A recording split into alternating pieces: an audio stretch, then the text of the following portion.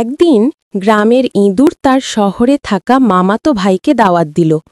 শহরের ইঁদুর গ্রামে এলো। গ্রামের ইঁদুর তাকে নিজের ছোট্ট ঘরে নিয়ে গিয়ে আপ্যায়ন করল। টেবিলে সাজানো হলো। শহরের ইঁদুর খাবার খেয়ে ভ্রু কুঁচকে বলল, ভাই, তোমাদের খাবার তো একেবারেই স্বাদহীন। চলো আমার সাথে শহরে, সেখানে রাজকীয় খাবার আছে। তখন গ্রামের ইঁদুর হেসে বলল, আজ তুমি আমার গ্রামের রাতের দৃশ্য উপভোগ করো, কাল সকালে আমরা শহরে রওনা দেব। সেই রাতে তারা শান্ত নিরিবিলি গ্রামের আকাশের নিচে বিশ্রাম নিল। পরের সকাল এলো। সূর্যের আলোয় ভরা মাঠ পেরিয়ে দুজনে রওনা দিল শহরের পথে। দীর্ঘ ভ্রমণের পর তারা পৌঁছে গেল শহরে। শহরের ইঁদুর গর্ব করে বলল, এসো ভাই, আমি তোমাকে আমার শহরের বাড়ি দেখাই।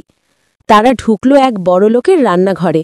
ওহ, সেখানে টেবিলে সাজানো পনির, মিষ্টি, মাংস আর কত রকম স্বাদু খাবার।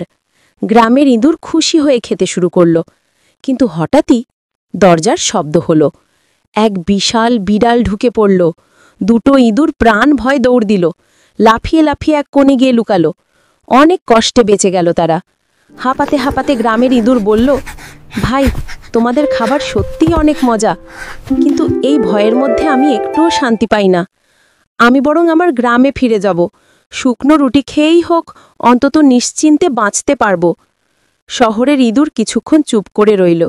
তারপর ধীরে ধীরে মাথা নেড়ে বলল, তুমি ঠিকই বলেছ ভাই, শান্তি ছাড়া সুখের কোনো মানে নেই। তাই দুজনেই গ্রামে ফিরে এলো।